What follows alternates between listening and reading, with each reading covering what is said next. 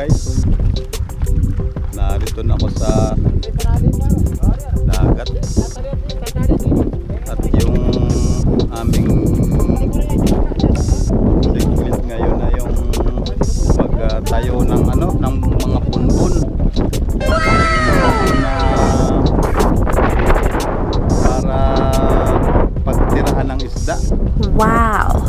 Ayan yung aking mga kasamahan. Yan ay inilalagay sa sa ilalim ng bangka, sinisisid at para lapitan ng mga isda. Kasi itong tabi, malapit ito may mga tulos. Yan ay sintuari. Yan, bawal diyan mga isda. Ito, boundary ito. Pwede dito maglagay ng bunbun, yung tinatawag na tirahan ng isda. Ayan sila ang mga sumisisid. Wow! Ito yung mga mga guma, yung gulong na pinagbigkis-bigkis para tirahan niya ng isda. Nandito ito sa lugar ng Pagbilao, Quezon. Nilalagyan niya ng bato, pamundo.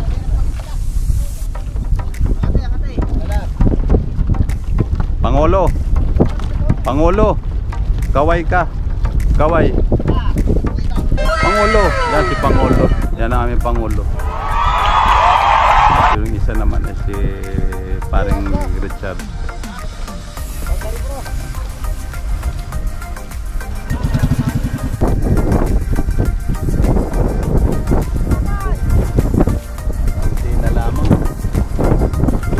Ilan na lang, Carling? Tatlo. Bali, 6 na lamang na. Wow! Limang bigkis na lang.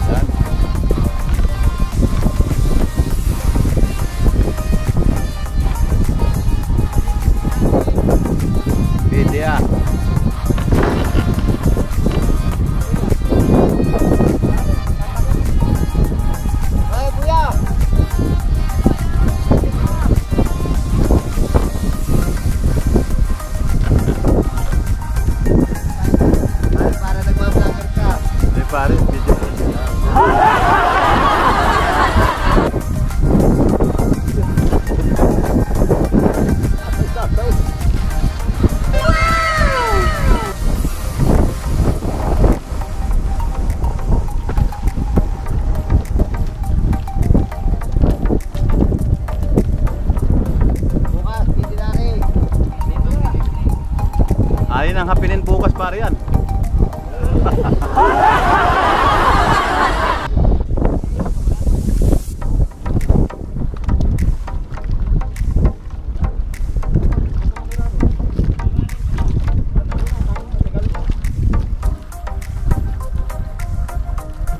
Yan. Nihulog ng lahat.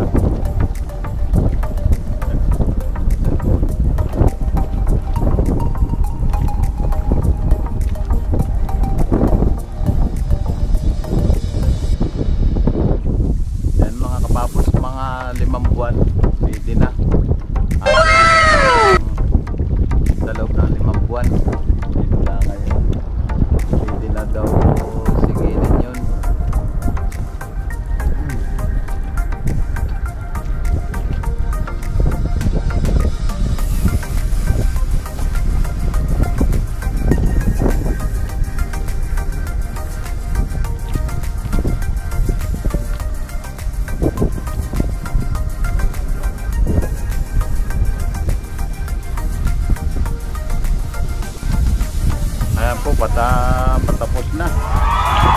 Nahulog yung natitirang guma. Wow. Ay lalim na. Ay palatanda lang po ang kanilang tinitingnan dito. Para pagsigin po ay sila nakakaalam kung saan ang lugar. Woo!